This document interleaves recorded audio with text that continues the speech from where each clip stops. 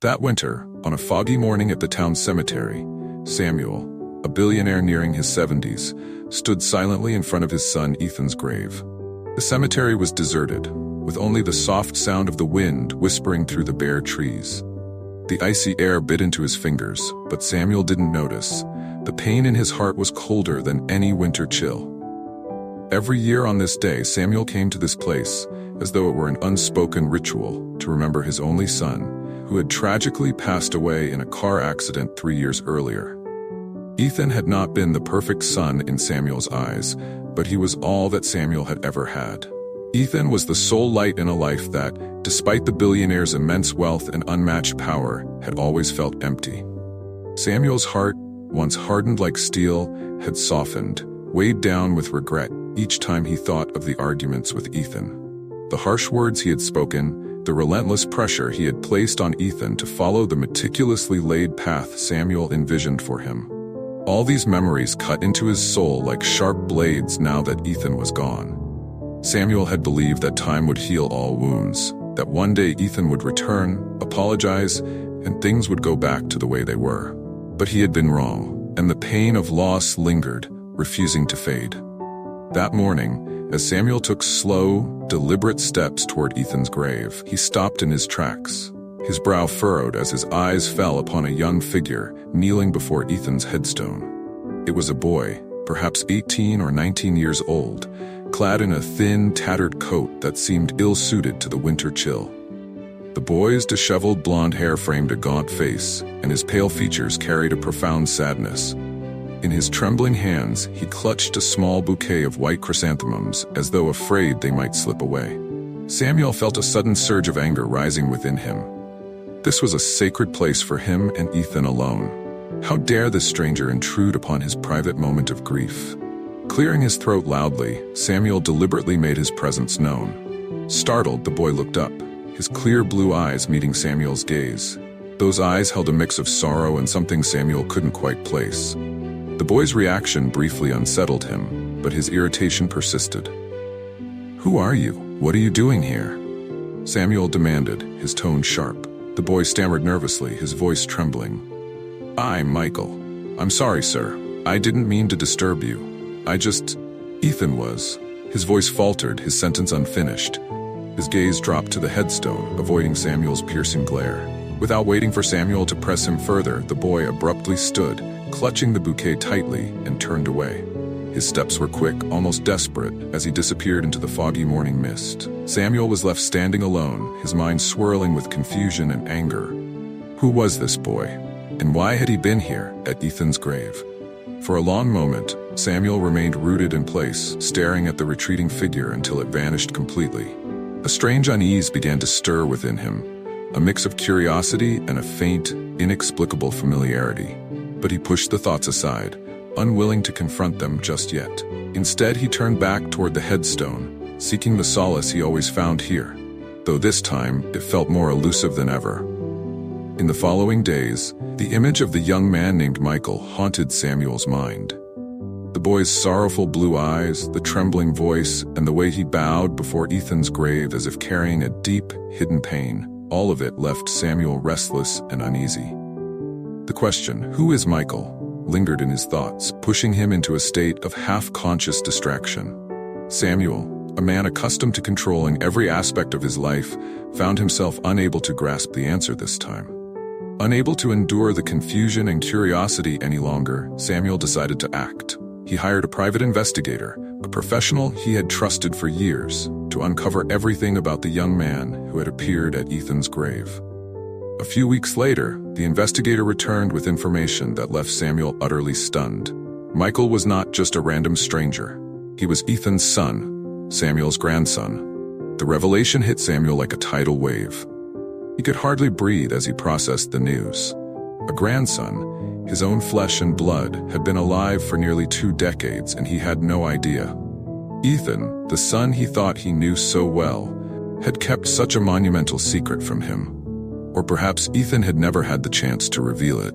Michael lived with his mother, a woman named Grace, in a small, run-down house on the outskirts of the city. According to the investigator's report, their home was old and in disrepair, with peeling paint and a broken fence. Grace was a single mother, working tirelessly to raise Michael, while the boy struggled to make ends meet. Meanwhile, Samuel, Michael's grandfather, resided in a grand mansion filled with luxuries he rarely used. Samuel felt an unfamiliar heaviness in his chest. He had never imagined that his family could end up in such a situation. But instead of rushing to meet Michael, he hesitated. He didn't know where to start. How could he approach a grandson he had never met, especially when the gulf between their worlds was so vast? After many sleepless nights, Samuel finally decided to visit Grace's house. When he knocked on the door, Grace appeared, her eyes filled with suspicion. At first, she didn't recognize Samuel, but when he introduced himself, her gaze turned cold. Samuel tried to explain why he had come, but Grace didn't let him speak for long. "We don't need you," she said calmly, her tone firm. "We've managed just fine without you. Ethan loved Michael, but he knew you would never accept him." Grace's words hit Samuel like a slap in the face. He tried to convince her, explaining that he only wanted to make things right, but Grace was unmoved. She agreed to let Samuel meet Michael, only if the boy himself consented. After several days of waiting, Samuel finally received an answer. Michael agreed to meet him, but with one condition. The meeting would take place at a public park, a setting far removed from the opulence Samuel was used to. When they met again, Samuel could see from Michael's eyes that this would not be an easy conversation. Michael kept his distance, his gaze cold, and his tone guarded. The boy started with a direct question, showing no hesitation. "Why are you only looking for me now? Do you think just because you're my grandfather, I'll welcome you with open arms?" Samuel was silent. He understood that any excuse he made now would be meaningless. He couldn't change the past, but he was determined to do something for the present. "I can't undo my mistakes," Samuel said quietly, his voice steady, "but I want to start again, if you'll let me." Michael didn't respond immediately. He stared at Samuel, his blue eyes filled with a mixture of anger and pain. Finally, he nodded, an unwilling nod, and said, "We'll try, but don't expect me to consider you family right away." Samuel began visiting Michael regularly, not as a billionaire tycoon, but as a grandfather seeking redemption. For the first time in his life, he didn't try to control the situation. He let things unfold naturally, even if it left him feeling uncertain. At first, the tension between them was palpable, but over time, through small conversations and shared activities, their relationship began to shift.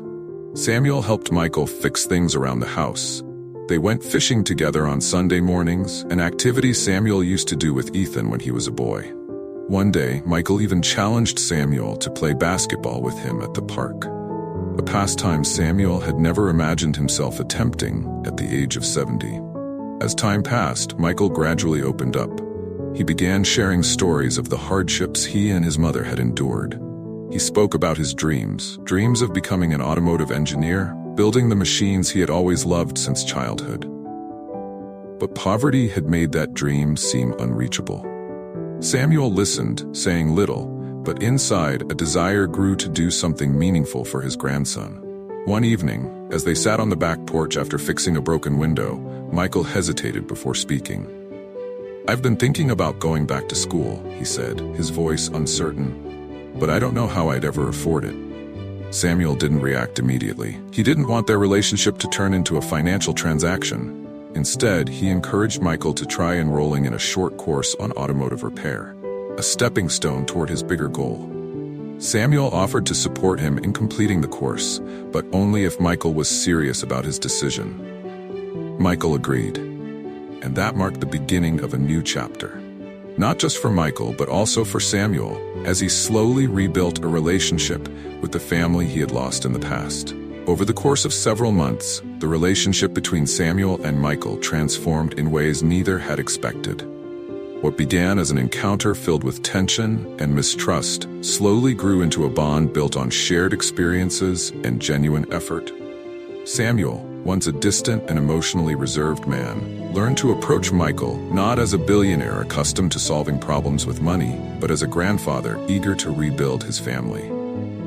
Michael, in turn, began to let go of the anger and hurt he had carried for years, allowing himself to trust Samuel and embrace the possibility of a brighter future. Their connection deepened through simple acts. Together, they worked on fixing things around the house, from a leaky faucet to an old car.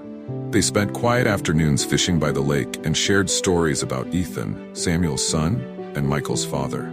Through these moments, Samuel began to see Ethan in a new light. He realized how much he had failed to understand his son's struggles and aspirations, and it deepened his commitment to not repeat the same mistakes with Michael. One pivotal moment came when Michael graduated from a short-term automotive repair program Samuel had encouraged him to attend. Standing outside the modest campus, Samuel watched with pride as Michael walked across the stage to receive his certificate. For Samuel, this wasn't just about Michael's accomplishment. It was a moment of redemption. In helping Michael pursue his dream, Samuel had found a sense of purpose that his wealth and power had never provided. As the two stood together after the ceremony, Michael turned to Samuel with a rare smile. "Thanks for believing in me," he said quietly. The simple words struck a chord in Samuel's heart. It was in that moment that he fully understood. While he had been guiding Michael, his grandson had been teaching him an equally valuable lesson. The greatest wealth in life wasn't material. It was the love and connection shared with family. Inspired by the profound changes in his life, Samuel decided to share his journey publicly. He uploaded a heartfelt video to YouTube, recounting the story of how he had reconnected with Michael and learned the true meaning of family. In the video, Samuel urged viewers to cherish their loved ones while they still had the chance. "Don't wait for a tragedy to remind you of what truly matters," he said. "If this story resonates with you, take a moment today to call someone you love. Make things right before it's too late." He ended the video with a sincere appeal. If my story has touched your heart, please subscribe to this channel and share your thoughts in the comments. We all deserve a second chance to make things right. Let's start now. The story concluded with a powerful message of forgiveness, connection, and the enduring value of family. It reminded everyone that even in the face of loss and regret, it is never too late to mend broken bonds and rediscover what truly matters.